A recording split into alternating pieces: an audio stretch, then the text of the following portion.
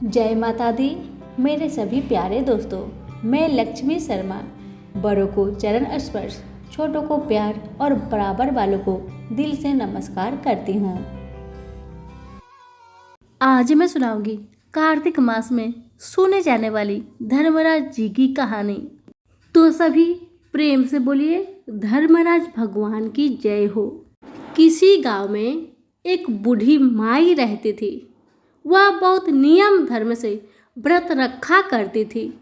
एक दिन भगवान के घर से यमदूत उसे लेने आ गए और वह उनके साथ चल पड़ी।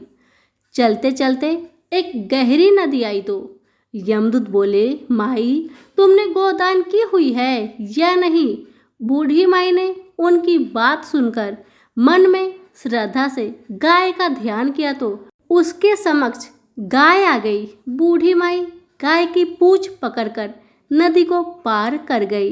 वह यमदूत के साथ फिर आगे बढ़ी तो काले कुत्ते आ गया। यमदूत बोले, माई कुत्ते को खाना दिया था। तब बूढ़ी ने मन में कुत्तों का ध्यान किया तो वे रास्ते से चले गए। अब बुढ़िया फिर से आगे बढ़ने लगी तो रास्ते में कौवे ने उसके सिर में चोंच मारनी शुरू कर दी तो यमदूत बोले कि ब्राह्मण की बेटी के सिर में तेल लगाया था। बुढ़िया ने ब्राह्मण की बेटी का ध्यान किया तो कौवे ने चोंच मारनी बंद कर दी। कुछ आगे बढ़ने पर बुढ़िया के पैर में कांटे चुभने लगे तो यमदूत बोले कि खराव आदि दान की है। बुढ़िया ने उनका ध्यान किया तो खराऊ उसके पैर में आ गई। बुढ़िया फिर आगे बढ़ी तो चित्रगुप्त जी ने यमराज से कहा कि आप किसे लेकर आए हो? यमराज जी बोले कि बुढ़िया ने दान पुण्य तो बहुत किए हैं, लेकिन धर्मराज जी का कुछ नहीं किया, इसलिए आगे का द्वार इसके लिए बंद है। सारी बात सुनने के बाद बूढ़ी बोली कि आप मुझे सिर्फ 7 दिन के लिए वापस धरती पर भेज दीजिए।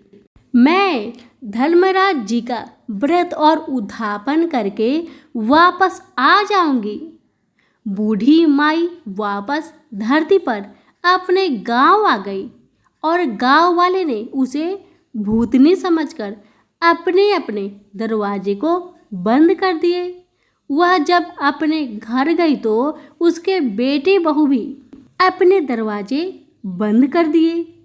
बुढ़िया ने कहा, मैं भूतनी नहीं हूँ, मैं तो धर्मराज जी की आज्ञा से वापस धरती पर 7 दिन के लिए आई हूँ। इन 7 दिन में धर्मराज जी का व्रत और उद्यापन करूंगी, जिससे मुझे परलोक में जगह मिलेगी। बुढ़िया की बातें सुन अस्वस्थ होकर बहू बेटे उसके लिए पूजा की सारी सामग्री एकत्रित करते हैं। लेकिन जब बुढ़िया कहानी कहती है तब वह हुक्कारा नहीं भरते, जिससे बुढ़िया फिर अपनी पड़ोसन को कहानी सुनाती है और वह हुक्कारा भरती है। 7 दिन की पूजा व्रत व उद्यापन के बाद धर्मराज जी बुढ़िया को लेने के लिए विमान भेजते हैं।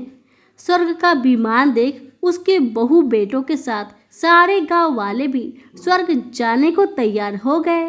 बूढ़िया ने कहा कि तुम कहाँ तैयार हो रहे हो? मेरी कहानी तो केवल पड़ोसन ने सुनी है, इसलिए वही साथ जाएगी। सारे गांव वाले बुढ़िया से धर्मराज जी की कहानी सुनाने का आग्रह करते हैं। तब बुढ़िया उन्हें कहानी सुना देती है। कहानी सुनने के बाद सारे ग्रामवासी विमान पर बैठकर स्वर्ग जाते हैं तो धर्मराज जी कहते हैं, मैंने तो विमान केवल बुढ़िया को लाने भेजा था।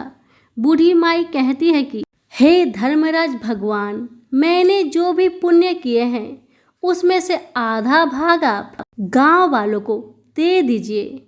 इस तरह से धर्मराज जी ने ग्रामवासियों को भी स्वर्ग में जगह दे दी। हे धर्मराज भगवान, जैसे आपने बुढ़िया के साथ सभी गांव वालों को भी स्वर्ग में जगह दी है, उसी तरह से हमें भी देना। कहानी सुनकर हुक्कारा भरने वालों को भी और कहानी कहने वाले को भी जगह देना। तो सभी प्रेम से बोलिए धर्मराज भगवान की जय हो, यमराज भगवान की जय हो। कथा पसंद आने पर लाइक शेयर कमेंट जरूर करें और हमारे चैनल के साथ जुड़े रहे। आप सभी का बहुत बहुत धन्यवाद।